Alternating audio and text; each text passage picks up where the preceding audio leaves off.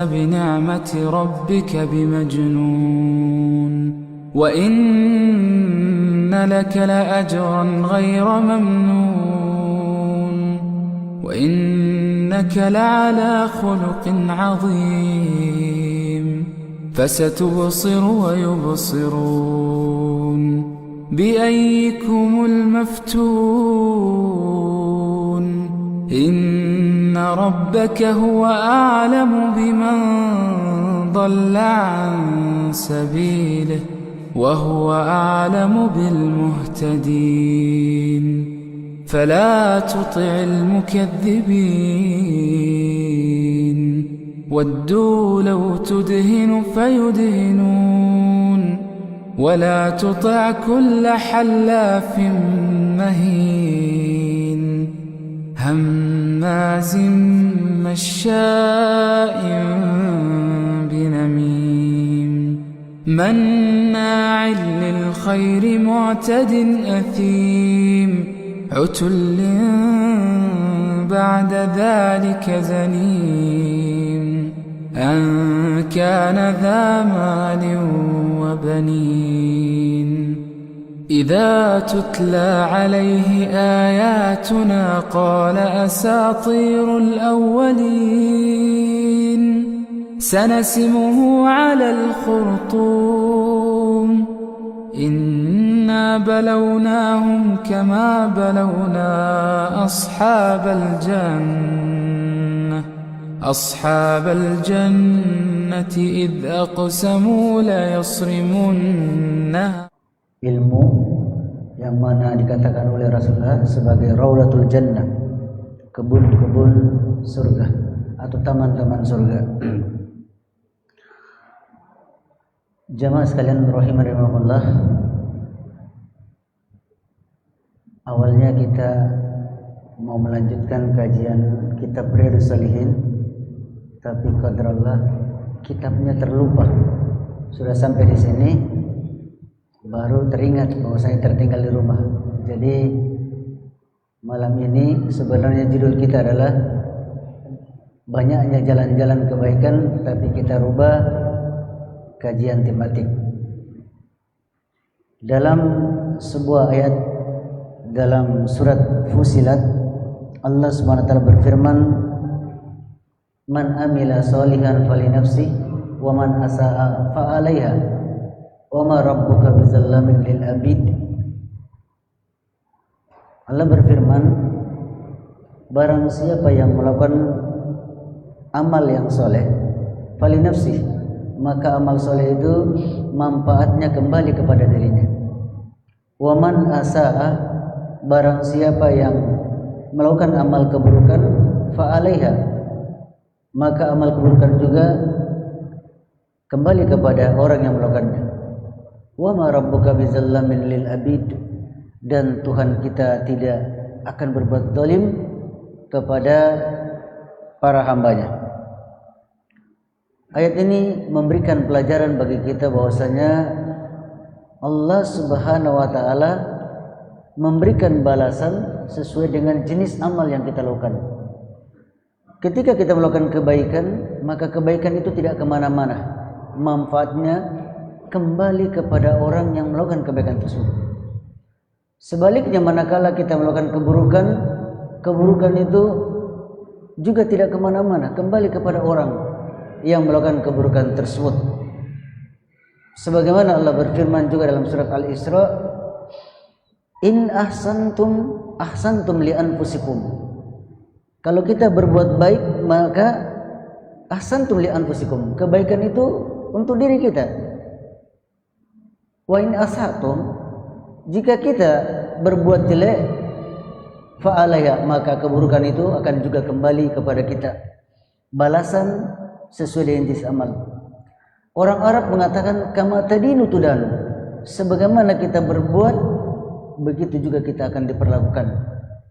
Berarti Allah Subhanahu wa taala akan memberikan balasan sesuai dengan jenis amal yang kita lakukan. Misalkan dalam surat Muhammad, Allah berfirman, "In tansurullaha yansurkum."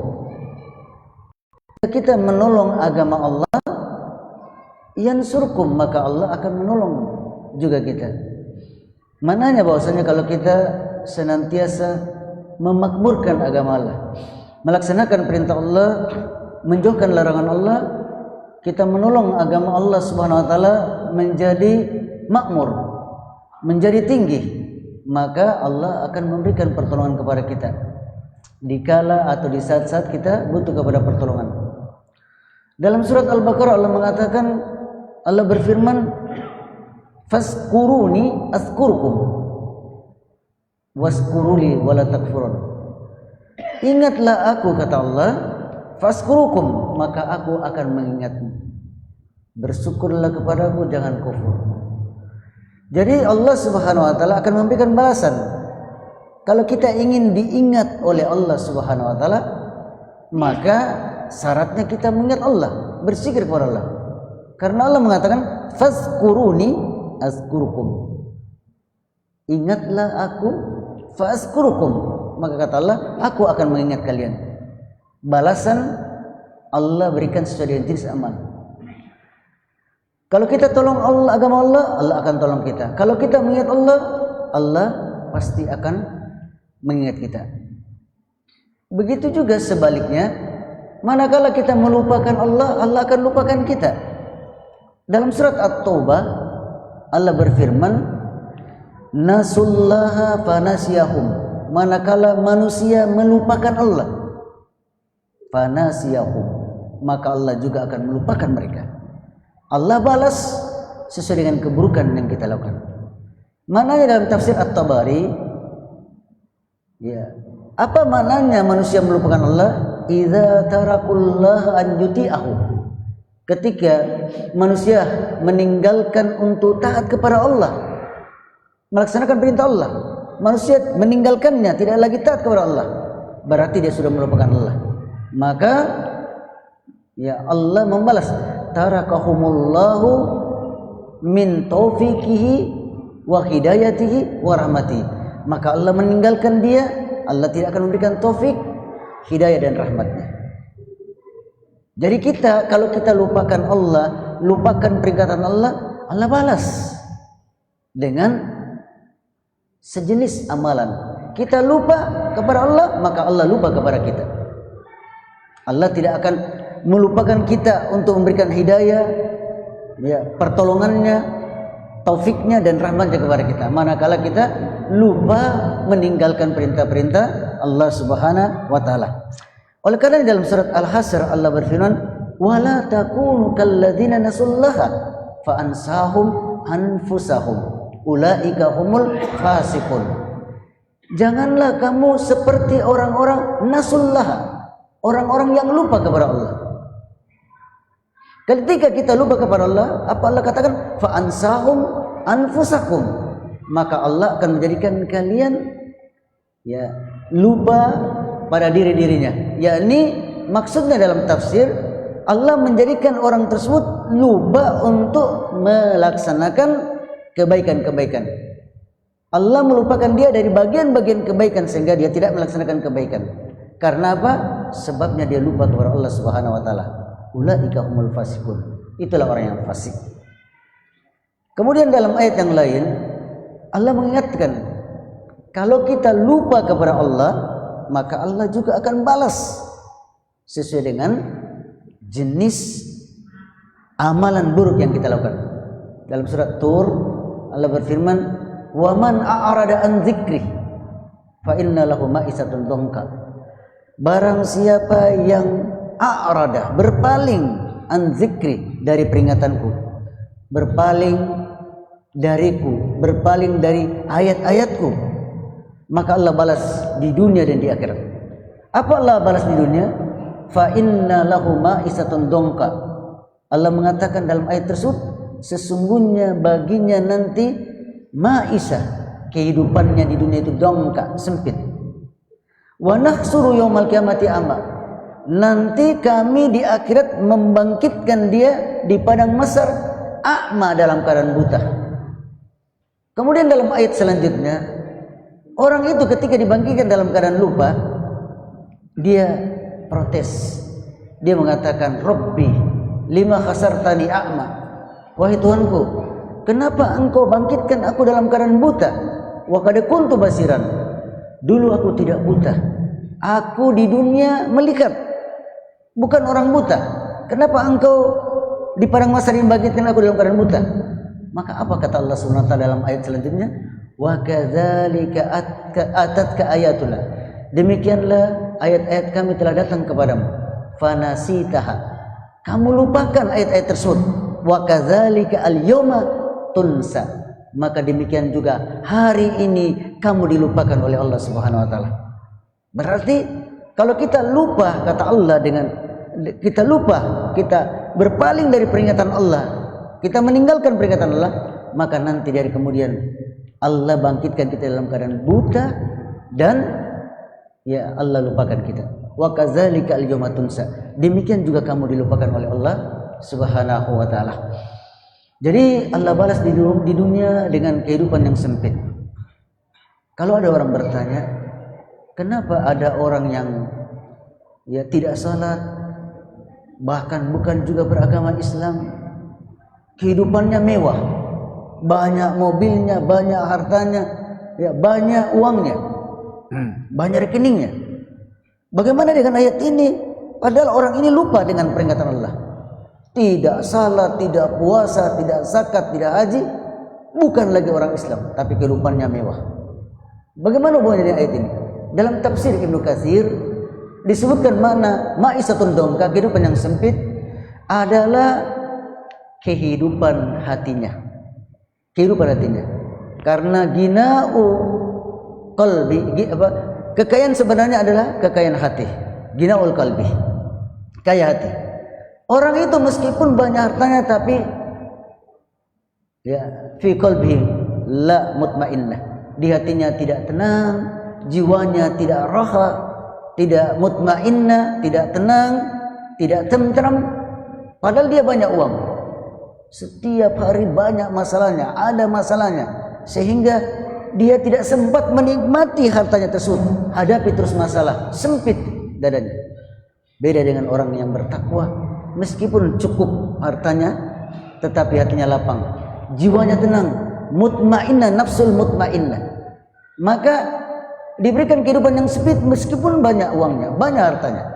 Hatinya tidak sempit, hatinya tidak lapang, hatinya tidak mutmainnah. Di hari kemudian Allah balas dengan balasan yang lebih parah lagi. Kemudian dalam surat Al-Insyiqaq Allah juga menjelaskan tentang salah satu peristiwa nanti yang mesti kita akan alami dari kemudian. Setiap kita, karena kita percaya tentang adanya hari akhir, ada namanya hari berbangkit. Ketika kita di padang mahsyar, semua kita, di antara kita akan kita mengalami peristiwa ini. Kita akan diberikan catatan amal perbuatan kita sejak dari kita dewasa sampai kita meninggal dunia. Perkataan dan perbuatan kita yang baik yang buruk dicatat dalam catatan tersebut sejak kita dewasa sampai meninggal dunia. Allah berfirman dalam surat Al-Insyiqaq, "Fa amma man utiya kitabahu bi yaminihi fa sawfa yuhasabu hisaban yasira wa yanqalibu ila ahlihi masrura." Adapun orang yang menerima catatan amal dengan tangan kanannya, kelak dia akan mendapatkan hisab yang mudah dan dia akan kembali bersama keluarganya dalam surura, kesenangan. Wa amma man utiya kitabahu wara'a zahrihi. Adapun orang yang menerima catatan dari arah belakang dengan tangan kirinya, fasaufa yada'u subura, maka kelak dia akan berkata, celaka aku, wa yasla sa'ira, dan dia masukkan ke dalam neraka sa'ir. Kalau kita bertanya, kenapa di dunia nanti, di akhirat nanti, di hari kemudian nanti, ada orang yang mudah dia menerima catatan amal dengan tangan kanannya, pertanda kebaikan baginya. Ada orang yang ketika dia akan menerima catatan amal dengan tangan kanan, terkunci tangan kanannya. Tidak bisa, kecuali harus dia menerima dengan tangan kiri, itu pun dari wara'a zakhrihi, dari belakang punggungnya. Jadi dia belakang, kemudian diterima sebagai pertanda keburukan baginya. Kata sebagian ulama bahwasanya ayat ini menunjukkan balasan sesuai dengan jenis amal. Al-jasa' min jinsil amal. Balasan sesuai dengan jenis amal. Ketika ada orang di dunia ini ditawarkan al-Islam, iman, rukun Islam, rukun iman, ditawarkan Quran, hadis, dia menerima dengan tangan kanannya, tunduk menerima dengan tangan kanannya. Sebagai balasannya nanti di hari kemudian dia akan diberikan catatan dengan tangan kanannya sebagai pertanda kebaikan baginya. Akan tetapi sebaliknya, ketika di dunia ini ditawarkan ini Islam, ini iman, ini Quran, ini hadis, tetapi dia tidak mau menerimanya. Dia bahkan membelakanginya, ya, tidak mau menerimanya, menjauhkan dirinya darinya, ya, dari peringatan-peringatan tersebut. Maka sebagai balasannya nanti Allah, dia akan menerima catatan dengan tangan kirinya sebagai pertanda keburukan baginya. Dalam Al-Quran juga disebutkan salah satu peristiwa yang mesti kita akan alami dari kemudian nanti. Surat Maryam, wa in minkum illa wariduha kana la rabbika hatman maqdiya. Setiap kita pasti akan wariduha, mendatangi atau menyeberangi jembatan tersebut. Maknanya adalah jembatan. Nanti dari kemudian ada dibentangkan jembatan di atas neraka Jahannam. Nanti kita akan melewati jembatan tersebut.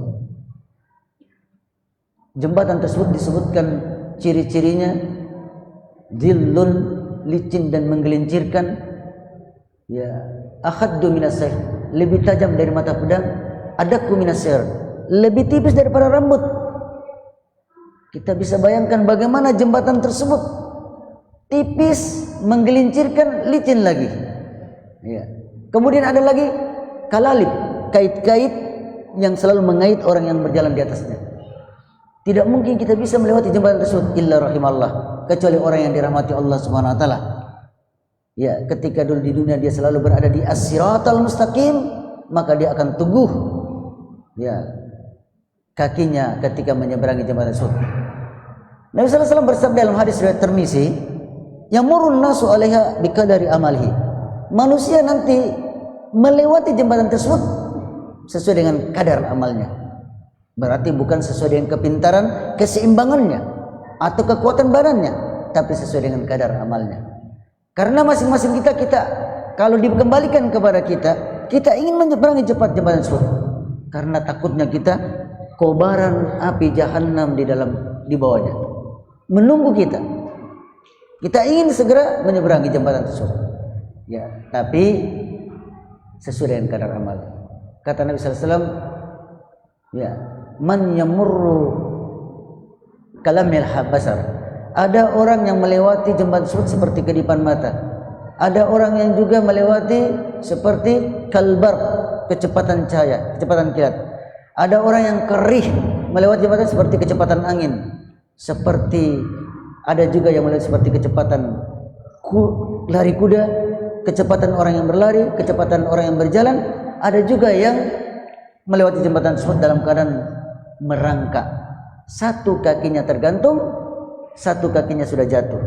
Satu tangannya tergantung, satu tangannya sudah terjatuh. Sampai terus dia merangkak, tapi dia juga selamat. Ya, meskipun sudah dikait dengan kait-kait besi. Ada orang yang tidak bisa menyeberangi jembatan tersebut, jatuh tersungkur ke dalam neraka. Ya, untuk dicuci dulu bersih, kemudian nanti dikeluarkan lagi kalau sudah dicuci bersih di neraka, kalau dia ada imannya sebesar biji sawi. Oleh karenanya, kalau kita bertanya, kenapa nanti kita menyeberangi jembatan itu berbeda-beda kecepatan, ya, maka jawabannya ini sesuai dengan jenis amal yang kita lakukan di dunia. Kalau dulu di dunia kita ditawarkan Islam, iman, rukun Islam, ya, syahadat, salat, puasa, zakat, haji, beriman kepada 6 rukun iman, Quran, hadis, perintah, larangan, kita segera melaksanakannya. Tidak berpikir-pikir, kita, oh ini perintah Allah, ya, harus kita laksanakan, segera kita melaksanakannya. Wasari'u, bersegeralah kamu, fastabiqul khairat, berlomba-lomba dalam kebaikan. Kita segera melaksanakannya, maka balasannya Allah juga akan, ya, memberikan pertolongan kepada kita segera untuk menyeberangi jembatan tersebut. Tapi kalau kita di dunia banyak berpikir kita, Pak. Disuruh haji, wah masih banyak berpikir kita. Padahal sudah cukup uangnya untuk berhaji, masih banyak berpikir. Puasa berpikir-pikir, sholat berjamaah pikir-pikir terus. Ya. Jadi dia terlalu banyak mempertimbangkan, berpikir, sehingga nanti jalannya juga lambat. Ketika di dunia ditawarkan demikian ini, dia tidak mau jalan di tempat. Tidak mau salat, tidak mau puasa. Cukup kita salat 2 kali dalam setahun, Idul Fitri dan Idul Adha. Kenapa kita orang Muslim ini setiap hari salat 5 kali saja lari? Orang Yahudi hanya hari Sabtu, orang Nasrani hanya hari Ahad. Mestinya kita hari Jumat saja, tidak usah salat-salat yang lain. Ditawarkan salat 5 waktu dia tidak mau. Ya, maka orang yang demikian ini kemungkinan dialah orang yang jalan di tempat, tidak bisa melewati asirat tersebut. Jadi Allah berikan balasan sesuai dengan jenis. Semakin kita bersegera beramal, semakin cepat juga kita menyeberangi jembatan asirat menuju kepada pintu surga. Semakin kita lambat juga. Semakin kita tidak mau melaksanakannya, ya tidak bisa juga jalan. Terpaksa terjumus dulu ke dalam kobaran api neraka. Ini balasan sudah janji sama Allah. Itu tadi berbagai ayat, Pak.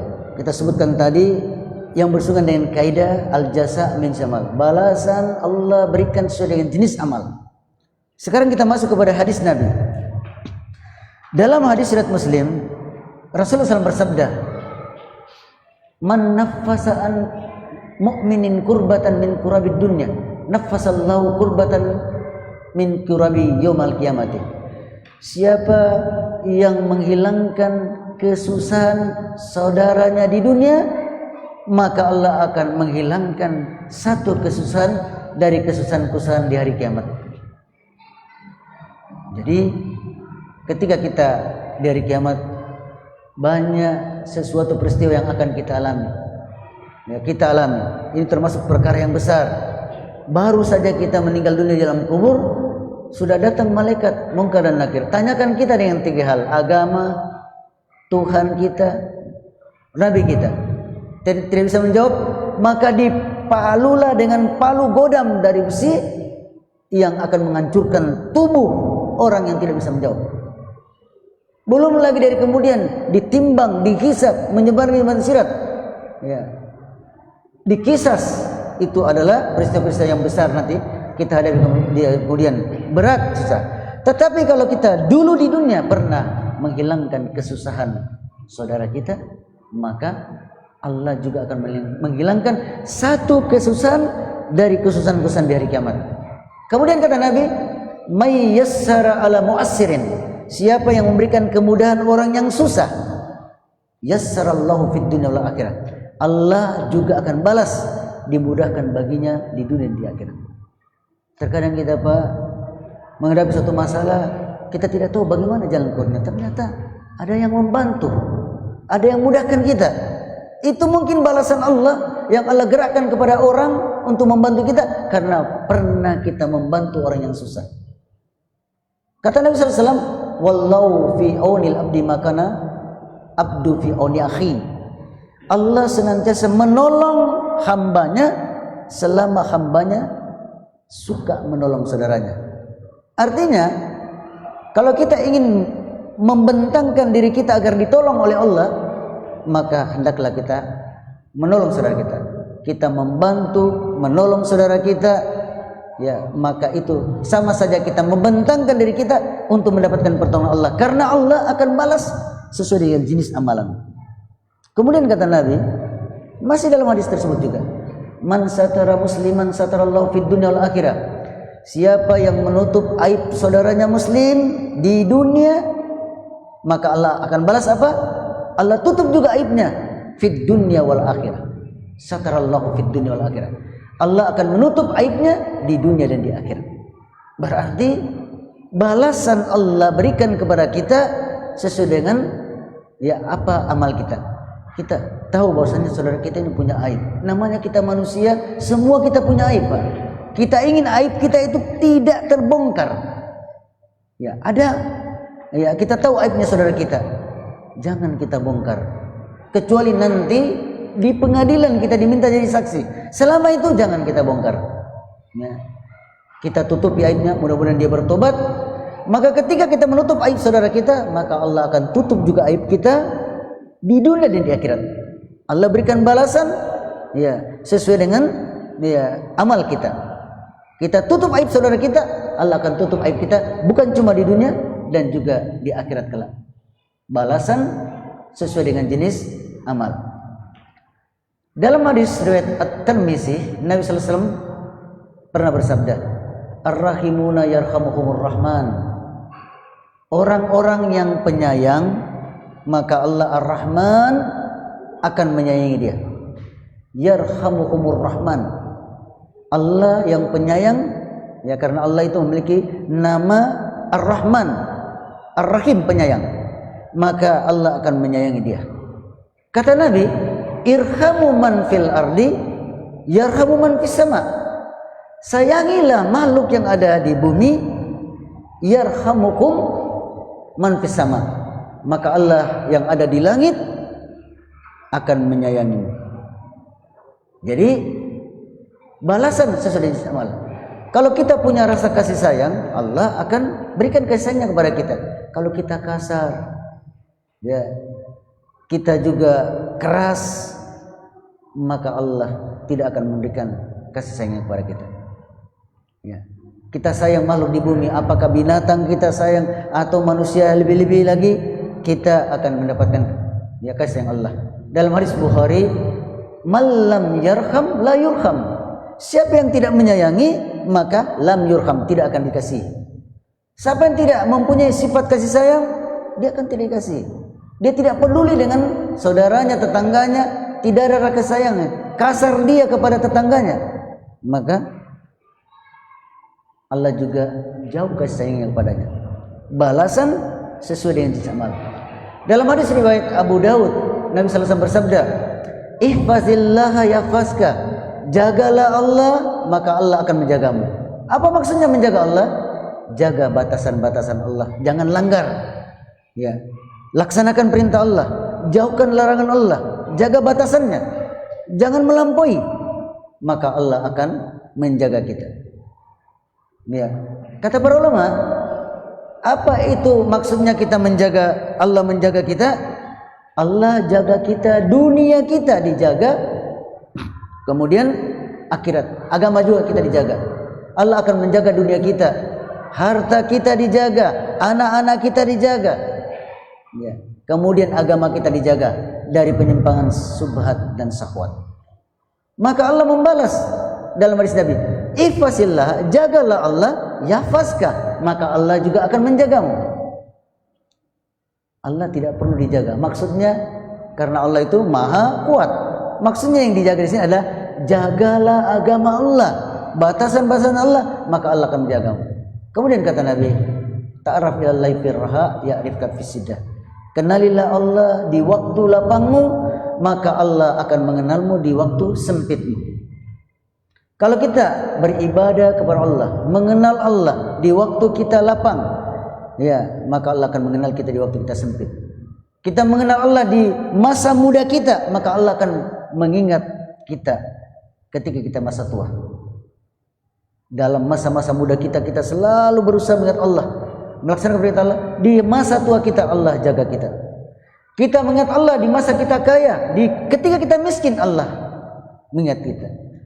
Kita mengingat Allah di waktu kita sehat, maka di waktu kita sakit, Allah jaga kita. Allah jaga ya keluarga kita, harta kita, dan Allah jaga agama kita. Ya, ketika kita mengingat Allah di dunia ini yang penuh dengan fitnah, di hari kemudian nanti Allah Subhanahu wa taala akan mengingat kita. Oleh karenanya ada sebuah kisah yang dikisahkan oleh Nabi kita SAW dalam hadis Bukhari dan Muslim. Kata Nabi, ada 3 orang yang pergi keluar safar, Di tengah perjalanan mereka diserang badai, maka terpaksa mereka berlindung ke dalam sebuah gua yang berada di bawah bukit. Tiba-tiba karena badainya besar, angin kencang, batu yang ada di atas gua bergelinding pas menutupi pintu gua yang ada mereka dalamnya. Batu besar, mereka tidak bisa mendorongnya. Maka mereka dalam keadaan gelap gulita, tidak ada cahaya. Ya, di dalam gua tidak ada cahaya, tidak ada yang bisa dihubungi, HP juga belum punya ketika itu. Maka ketiganya berdiskusi, maka tidak ada jalan lain yang bisa menyelamatkan kita dari masalah ini, ya kita ini adalah Allah Subhanahu wa taala. Maka mereka bersepakat berdoa kepada Allah dengan amalan, dengan wasilah amalan yang pernah mereka lakukan dulu ketika masih lapang. Seorang berdoa, ya Allah, dulu saya punya orang tua yang sudah tua renta. Saya selalu berbakti kepadanya. Saya selalu mengurusinya, memberikan makan kepadanya sebelum memberikan makan kepada anak-anak. Kemudian, ya suatu saat, ya Allah, saya pergi agak larut malam. Saya pulang, orang tua saya sudah tertidur. Maka saya tidak membangunkan dia untuk memberikan makan kepadanya. Ya, tapi saya menunggu sampai dia terbangun baru saya berikan makanan kepadanya. Kalau ini adalah suatu amal yang soleh, ya Allah, ya bukakanlah permasalahan yang ada pada kami. Maka bergeser batu terus sedikit. Sudah bergeser sedikit, sudah ada cahaya. Kemudian yang satu mengatakan, ya Allah, dulu saya memiliki sepupu, ya perempuan yang sangat saya suka. Saya ingin menikah dengan dia, dia tolak. Dia tidak mau dengan saya. Tapi suatu saat terjadi musim paceklik, dia kehabisan makanan, maka dia datang kepadaku untuk meminta bantuan. Maka saya mengatakan, saya berikan kamu ini 100 dinar, tetapi dengan syarat kau ya serahkan kehormatanmu kepadaku. Apa boleh buat wanita itu daripada lapar, mati kelaparan, ya dia terpaksa melakukannya. Paling sebenarnya tidak boleh. Kemudian setelah laki itu berada di antara dua ya tulang pahanya, maka wanita itu mengatakan, ittaqillah la tabtah khatama illa bihaqqillah. Takutlah kamu kepada Allah, jangan kau pecahkan cincin kecuali dengan ya izin Allah, yaitu dengan menikah. Dengan menikah. Maka pemuda tadi langsung dia meninggalkan uangnya 100 dinar kepada perempuan tersebut, kemudian dia meninggalkan perempuan tersebut. Dia meninggalkan perbuatan maksiat karena takut kepada Allah. Dia berdoa, maka terbukalah. Yang ketiga, seseorang yang mempekerjakan orang, dia sangat amanah di dalam mempekerjakan orang dengan memberikan gajinya yang sesuai. Bahkan ada satu orang yang ketinggalan, dia simpan gajinya, dia putar. Setelah datang orang tersebut, dia katakan, itulah gajimu dan ya, yang saya putar, itulah kambing-kambing dan unta, itulah gajimu semuanya. Maka diberikan semuanya. Orang tersebut mengambil semuanya, tidak memberikan sedikit pun kepada orang yang memutar, ya mengembangkan daripada modalnya tersebut. Kemudian dia mengatakan, ya Allah, kalau ini adalah satu amalan saleh, amanah, maka bukakanlah pintu gua yang menutupi kami. Bergeser, maka mereka bisa keluar. Diceritakan oleh Nabi SAW dalam hadis yang sahih, tujuannya bahwasanya kalau kita beramal soleh dalam keadaan kita lapang, dalam keadaan kita susah, Allah pasti akan memberikan pertolongan kepada kita. Balasan Allah sebagai jenis amalan yang kita lakukan. Terakhir, begitu juga kalau kita ingin mendapatkan pemimpin yang soleh, pemimpin yang bertakwa, bagaimana caranya? Al-jasa min jinsi amal. Balasan sudah jenis amal. Kalau kita ini rakyat berusaha untuk soleh, berusaha untuk supaya kita ini takwa, maka Allah akan mengaruniakan kita pemimpin yang soleh. Sebaliknya kalau kita dolim, ya kita punya mindset, ya kita punya watak, ya,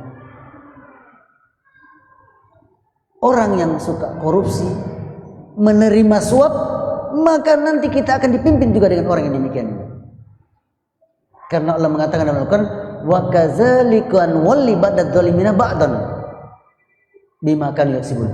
Demikianlah kami akan menjadikan pemimpin orang dolim dengan orang yang dolim, disebabkan karena ya perbuatan mereka. Oleh karenanya dalam sebuah riwayat, ya khalifah, ada seorang khalifah Bani Umayyah, dia dikritik oleh rakyatnya. Kenapa kepemimpinanmu tidak seperti Abu Bakar dan Umar yang ditaati? Ya, maka dia mengumpulkan rakyatnya.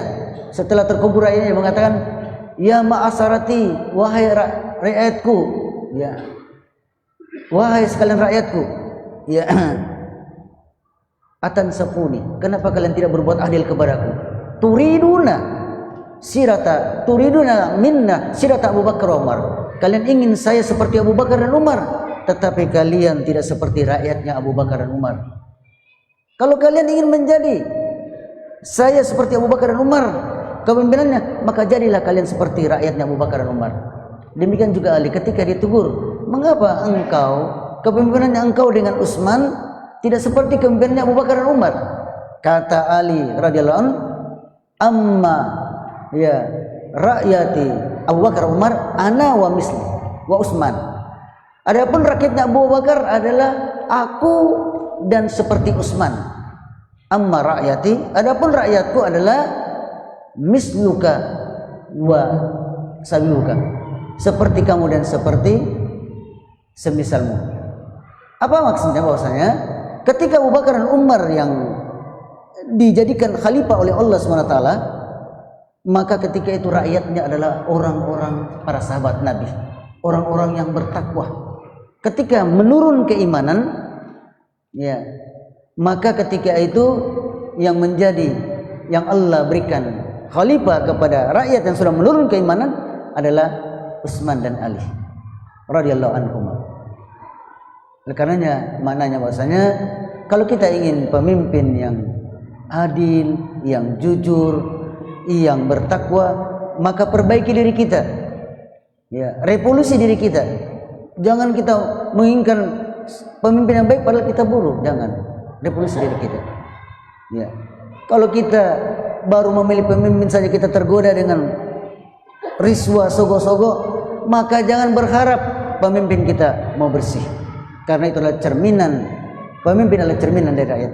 Allah akan memberikan balasan anugerah kepada pemimpin yang bertakwa dengan kaum yang bertakwa. Kalau yang dolim juga Allah berikan pemimpin yang dolim. Siapa yang mentakdirkan ya pemimpin kita? Allah. Meskipun banyak uangnya, meskipun banyak banyak pendukungnya, tapi kalau takdirkan tidak jadi pemimpin, tidak. Yang takdirkan Allah Subhanahu wa taala ya, dengan hikmahnya sesuai dengan al jasa misamal, balasan sesuai dengan jenis amal. Jadi demikianlah Pak, ini kaidah yang sangat besar dalam agama kita. Kita sekarang disebutkan fa'alhamaha fujuraha wa taqwaha, telah kuilhamkan kepadamu perbuatan fujur dan perbuatan takwa, perbuatan dosa dan perbuatan takwa. Kita sekarang sudah tahu ini dosa, ini takwa, ini kebaikan, ini keburukan. Tinggal kita saja. Mau berbuat baik, manfaatnya kembali kepada kita. Mau berbuat buruk, kembali keburukannya kepada kita. Ya. Wa may ya'mal mithqala dzarratin khaira yara. Siapa yang melakukan sebesar amal sebesar biji khair kebaikan yara, dia akan diperlihatkan. Wa may ya'mal mithqala dzarratin syarra yara. Siapa yang melakukan satu amal sebesar biji sawi pun syarra keburukan yara, dia akan diperlihatkan. Jadi kita ini sudah tahu ini kebaikan, ini keburukan. Ini adalah dosa, ini adalah ya pahala. Tinggal kita saja mau mendapatkan kebaikan, alhamdulillah kita laksanakan kebaikan. Kalau kita juga ingin mendapatkan keburukan, ya silakan. Semuanya ada jalannya. Ya, tapi balasannya nanti sesuai dengan jenis amal kita. Allah alam bisawab, kita cukupkan.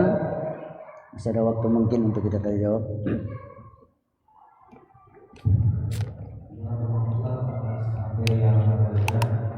Yang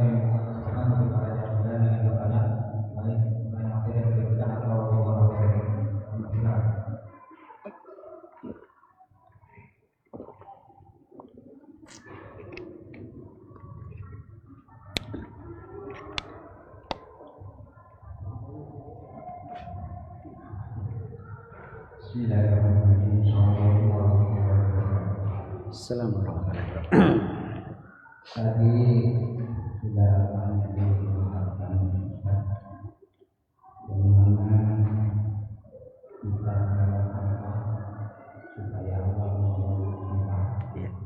Kemudian bagaimana supaya Allah menolong kita. Nah, mungkin yang perlu dijelaskan adalah bentuk-bentuk konkret dari amalan-amalan itu. Allah itu konkretnya seperti apa? Itu yang pertama. Yang kedua, sudah banyak kita mendengar tentang siksa kubur, di mana kita kalau misalnya nanti masuk surga dengan siksa kubur juga dari alam.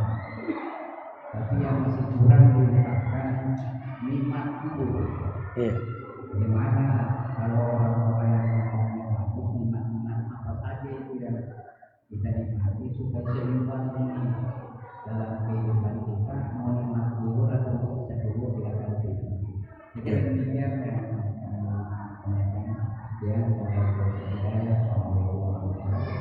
Assalamualaikum. Jadi yang pertama disebutkan tadi man yansurullah yansurkum, siapa yang menolong Allah maka Allah akan menolong kita. Tidak mungkin Allah tidak butuh dengan pertolongan kita. Berarti yang dimaksud adalah kata para ulama menolong agama Allah Subhanahu wa taala. Bagaimana menolong agama Allah Subhanahu wa taala?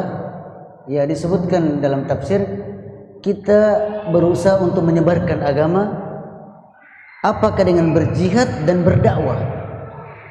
Berjihad membuka negeri-negeri yang kufur ya untuk menyebarkan agama Allah, atau kita berdakwah meninggikan kalimat Allah, kalimat tauhid ya, kalimat-kalimat yang hak kita tinggikan ya, demikian itu namanya kita menolong agama Allah. Ketika kita melakukan demikian ini, yansurkum, Allah pasti akan menolong. Sebagaimana dalam perang Badar, perang Uhud, perang Hunain, perang Ahzab, Allah memberikan pertolongan kepada pasukan kaum muslimin dengan bantuan-bantuan para malaikatnya. Jadi itu maknanya diantaranya. Kemudian disebutkan juga fazkuruni azkurkum, ingatlah aku maka aku akan mengingatmu.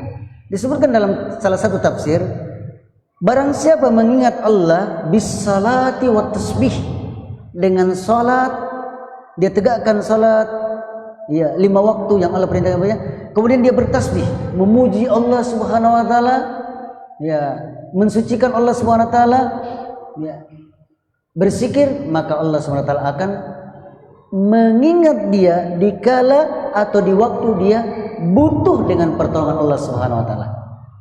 Jadi itu makna daripada penafsiran dari ayat-ayat tadi. Kemudian yang kedua, nikmat kubur. Bagaimana nikmat kubur tersebut? Disebutkan dalam hadis yang panjang, ketika seorang mukmin ditanyakan dalam kuburnya, marrabbuka wa madinuka wa man nabiyuka, apa agamamu, siapa nabimu, siapa Tuhanmu, dia bisa menjawab dengan jawaban yang benar. Karena dulu di dunia dia mengenal Allah, mengenal nabinya, mengenal Al-Qur'an, ya, mengenal agamanya. Maka ketika dia menjawab demikian, maka terdengar suara dari langit, masih dalam kubur. An sadaqa abdi, sungguh benar jawaban hambaku, kata Allah SWT. Sungguh benar jawaban hambaku. Fafrisu minal jannah. Maka di antara nikmat kubur yang Allah berikan, bentangkanlah baginya satu kasur tikar perbanani dari surga. Walbisu minal jannah, pakaikanlah dia dengan pakaian-pakaian surga.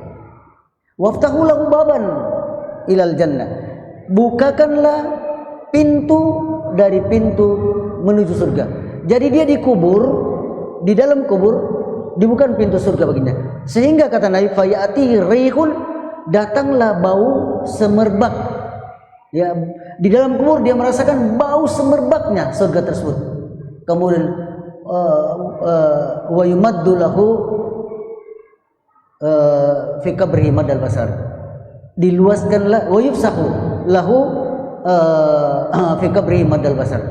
Diluaskanlah kuburannya sejauh mata memandang. Sempit tetapi Allah menjadikan kuburannya luas. Itu nikmat kubur. Jadi nikmat kubur itu tikarnya tikar surga, pakaiannya pakaian surga, dibukakan salah satu pintu surga, dia melihat pintu surga, kemudian ya dia ini diluaskan kuburannya. Itu diantara nikmat-nikmat kubur. Ya, sebaliknya azab kubur disempitkan kuburannya, dipakaikan permadani dari surga, pakaian dari surga, kemudian dibukakan pintu-pintu neraka. Jadi nikmat kubur itu, siksa kubur juga sebaliknya. Ya. Demikian. Allah. Ya.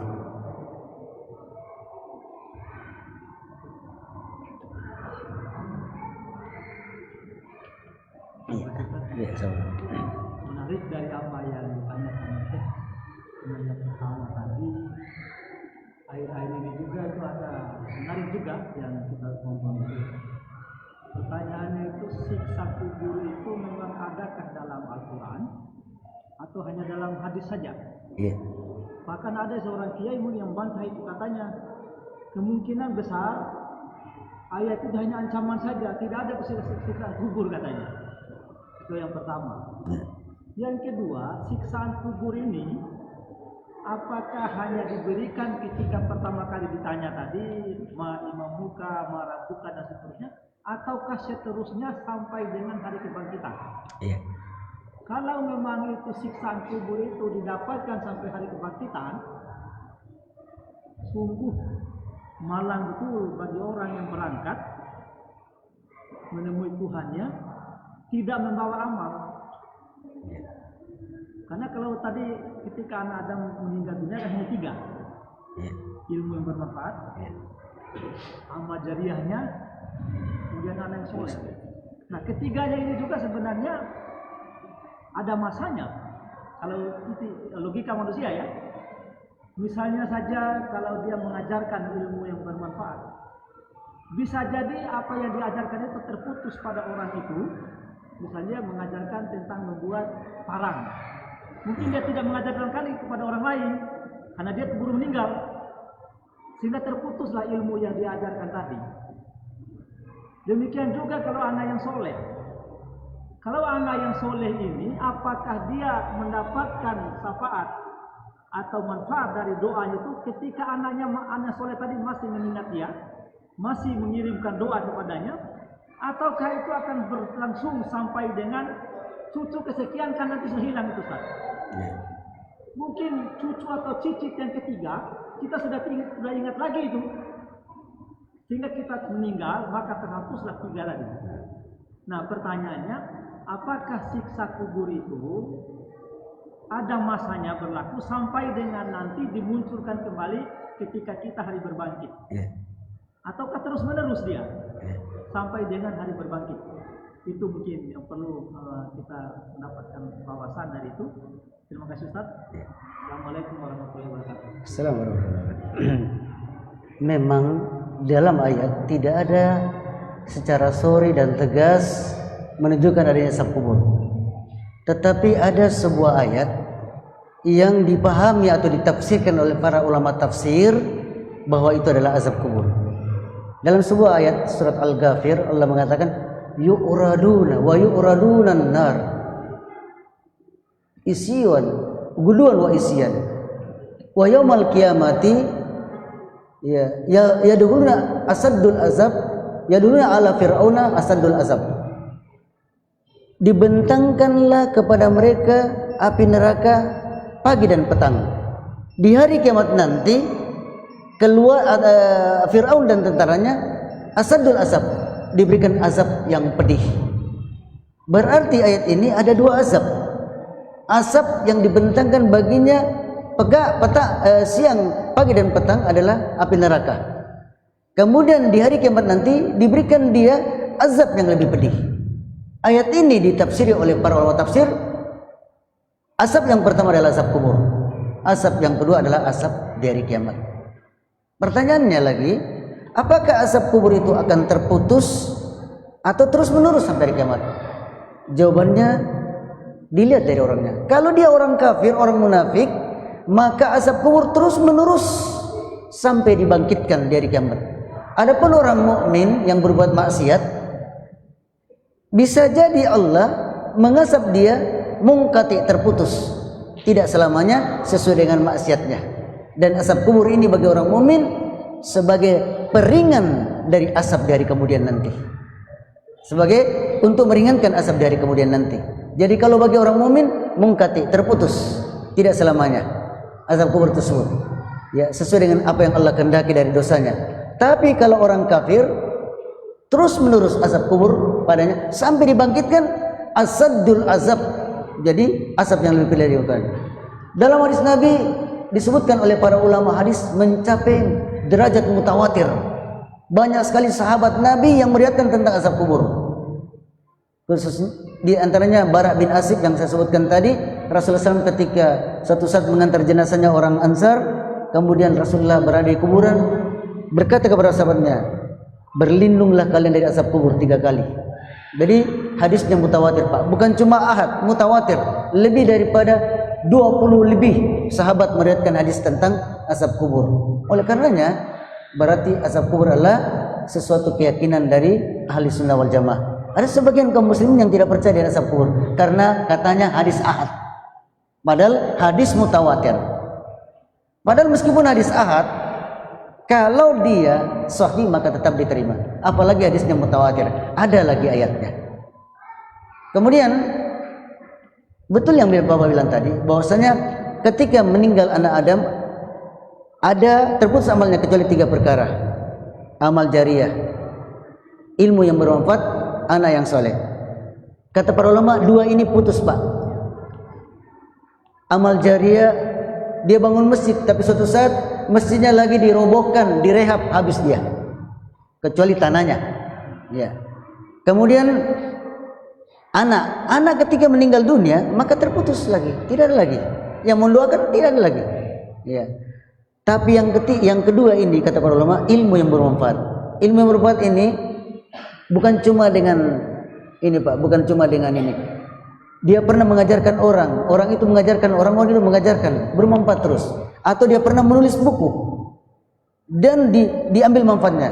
Seperti kata ulama, Imam Bukhari dan Muslim dulu pernah menulis buku. Sampai sekarang dan insya Allah sampai hari kiamat, setiap kali kita baca, beliau berpahala. Bukhari dan Muslim sampai hari kiamat dipakai ini kitab, insya Allah. Jadi dia berpahala. Di zaman Imam Bukhari banyak anak yang soleh tapi sudah meninggal. Di zaman Imam Bukhari banyak orang-orang yang dermawan, membangun ini, membangun ini, tapi sudah dirubuhkan. Tapi ilmunya Imam Bukhari sampai sekarang bermanfaat. Jadi ilmu yang bermanfaat itu nanti yang akan bertahan dari amal-amal yang mengalir terus pahalanya. Demikian mungkin waktu kita cukupkan. Subhanaka Allahumma bihamdika asyhadu an la ilaha illa anta astaghfiruka wa atubu ilaik. Assalamualaikum warahmatullahi wabarakatuh. ولا تطع كل حلاف مهين هماز مشاء